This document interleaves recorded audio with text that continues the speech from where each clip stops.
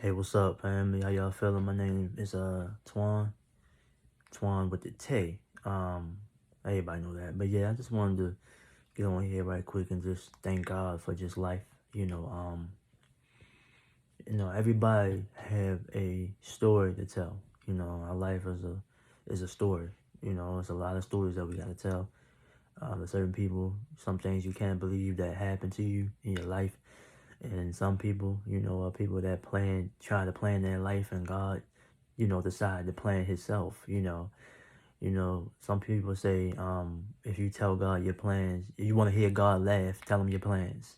Like, seriously, because God plans and our plans don't match up with each other. We got to remember that God do exactly what he feel he need to do for us.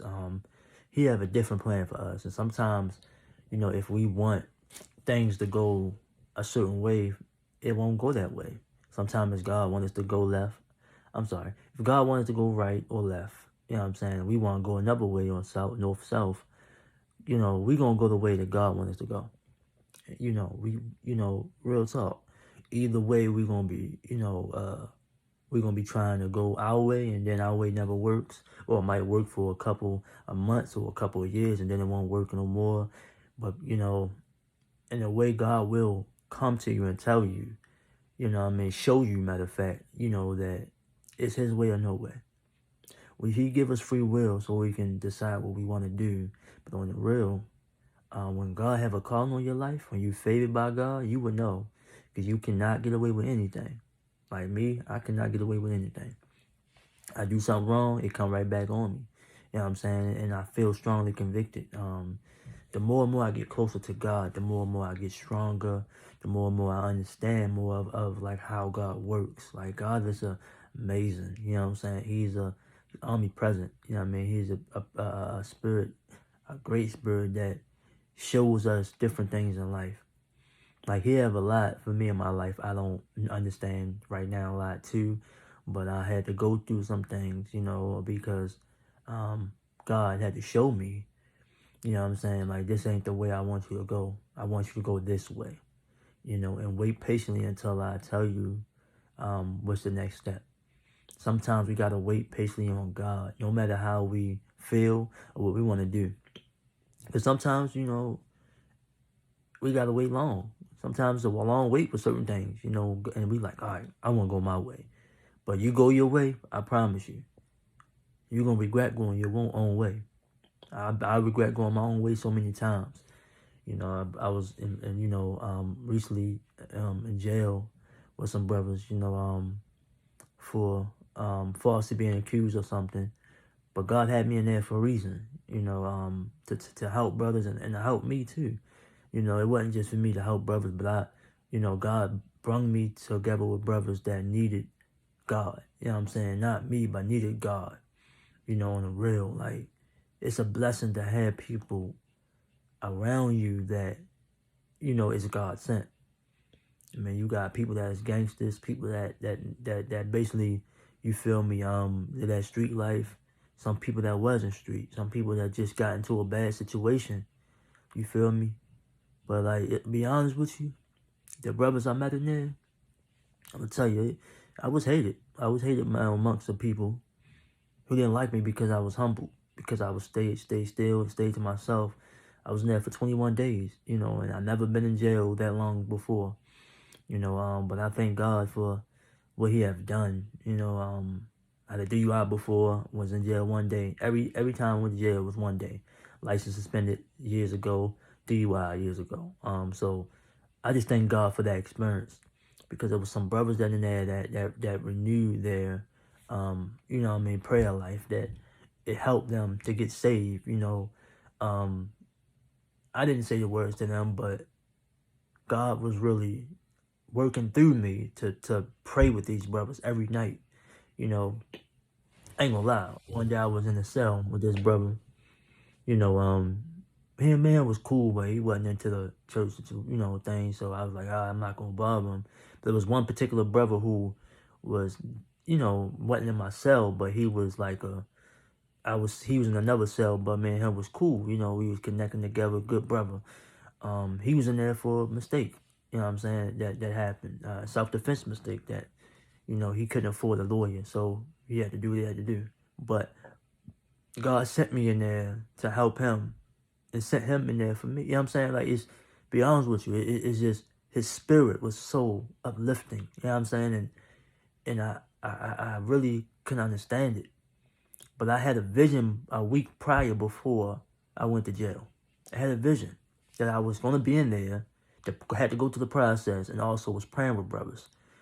But I didn't have a vision of this brother praying with this brother. I only had a vision about praying with the brothers that I prayed with upstairs when I went upstairs to the 5th floor in the jail.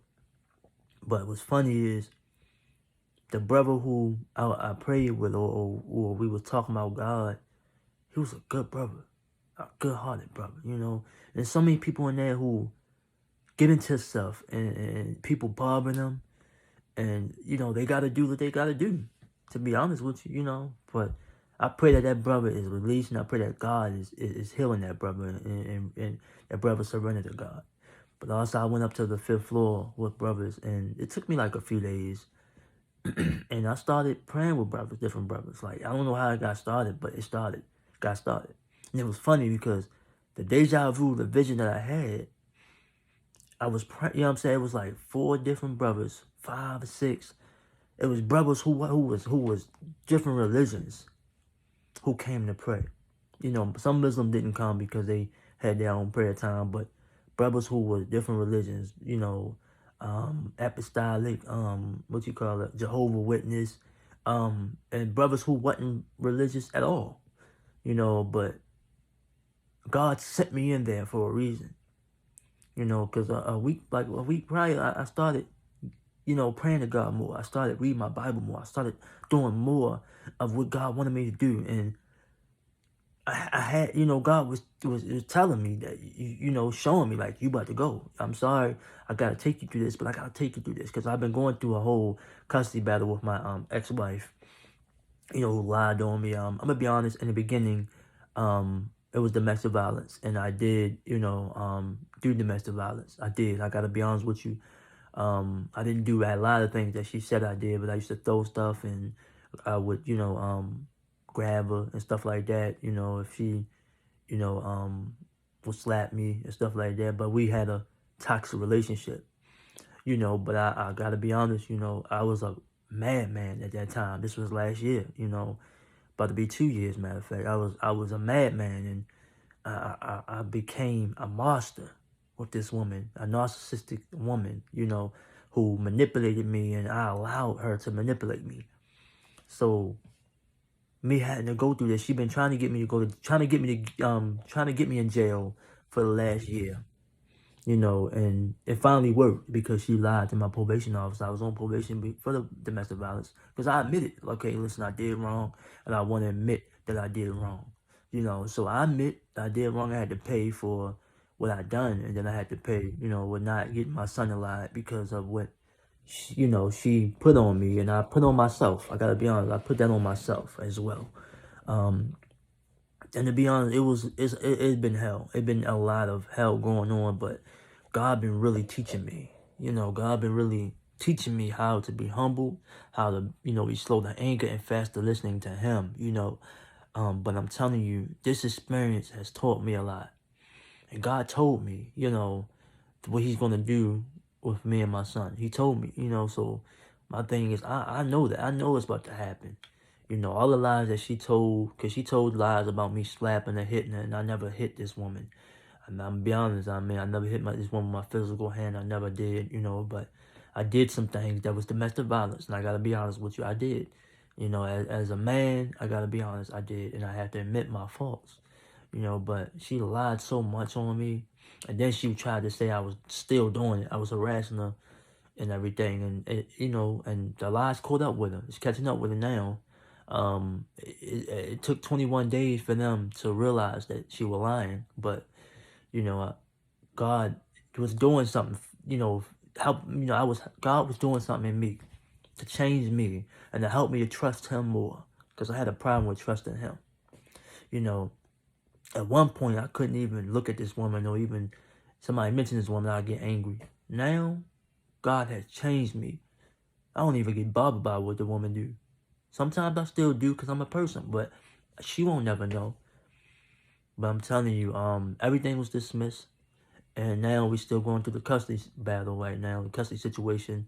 But God is about to open up some doors, because our son needs a parent and not a childish person, a person that's not going to worry about him. So God's doing some amazing things. I wanted to let y'all know that even whatever situation you in right now, admit your faults. Admit your faults to the Lord. And admit if you are wrong, admit it.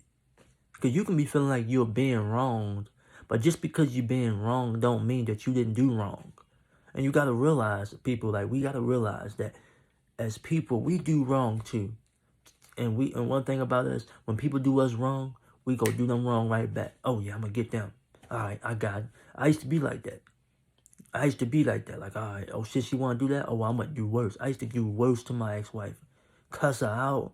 She was never a cussing person, but with how she'll do it is manipulate me. And she'll belittle me so much. You know, and the next thing you know, I blow up. That's how she get me, to make it look like it's me. You know what I'm saying? Because I always used to be cool. But now, God changed me. God changed me. He did something in me that I don't understand still. But he doing something in me now. Because this woman is still belatedly disrespecting me on the parent app. And I just don't say nothing. I'm like, okay. I asked about our son and say, how you doing? And she gets mad because I'm asking. You know, and I'm supposed to ask. That's our child.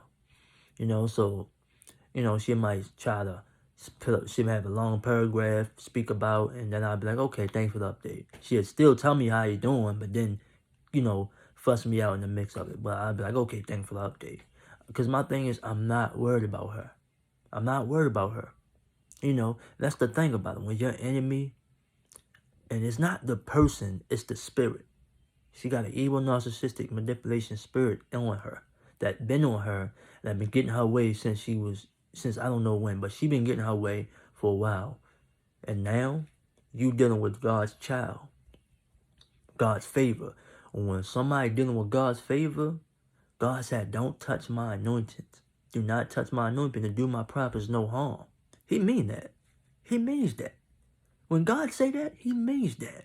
So people, be careful. Because you can be God's anointed too, but you messing with another God anointed, God will, especially if you anointed, and you know not to do right, not to do that person wrong, but you still doing it, God will tear you into pieces. He did it to me. Because I didn't touch people, God's people sometimes. I did. I have to admit it. But I had to realize in my life that I am God's anointed as well. You know, I don't know.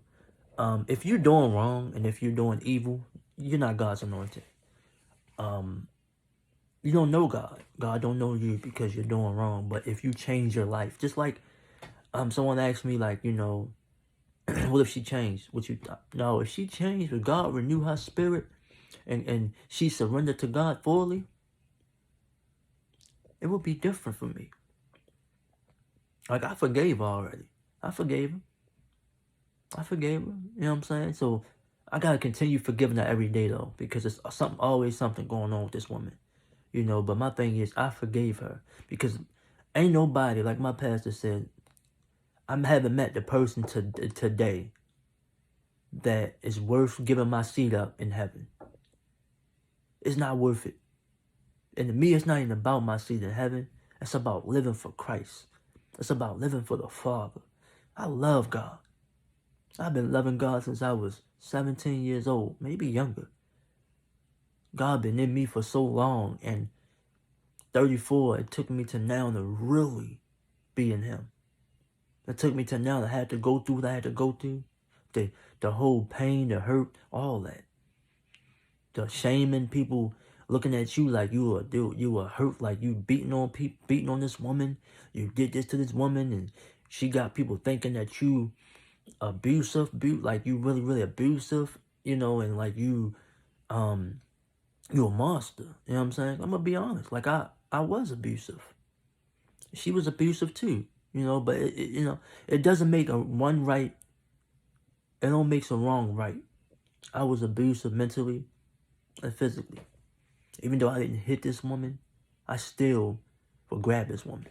Even though she slapped me or whatever she did, I still grab this woman.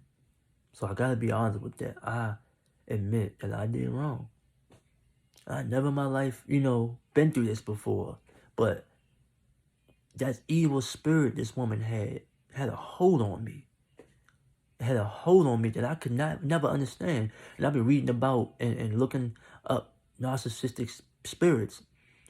And they go after people who are empaths, like me.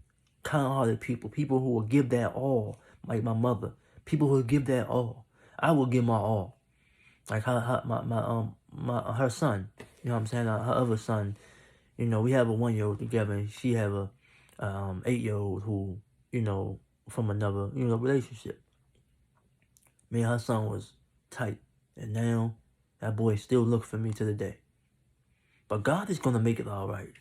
No matter what happened in the midst of it, God is making everything all right. And I pray that God bless her spirit. I pray that God help her and deliver her from her own self. Because she's gonna be she gonna be the reason for her own demise. She's gonna be the reason for her own downfall. Because she's trying to build a pit for me to go down in it. But God said, your enemy will build a pit for you, but they will fall in it. They will fall in the pit. Remember that. Remember that. They will fall. But don't laugh at them. Don't laugh at them. Don't say, that's what you get.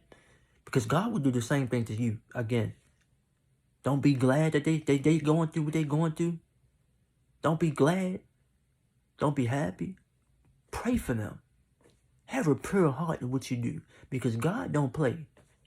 God said, love thy enemy as thyself. As I loved you. As I forgave you. I forgave you. And I forgot. Do the same thing I do. We are in Christ, people. So remember that God is, our power.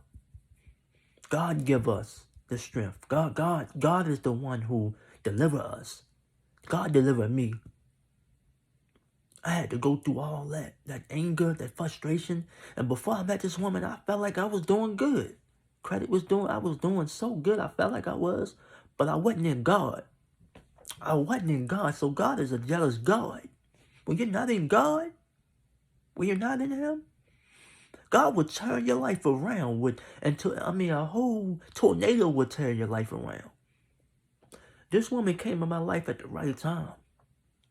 It was meant for me to go through what I go through because I'm so hard-headed. I couldn't see that God was trying to get my attention the whole time. I didn't have to marry her and everything, but I'm saying God wanted my attention. So people, don't heed to his words. Be careful for who you let in your life. Have discernment. Ask God for spiritual discernment. Ask God for understanding. And ask God to continue talking to you through everything. Love y'all, people.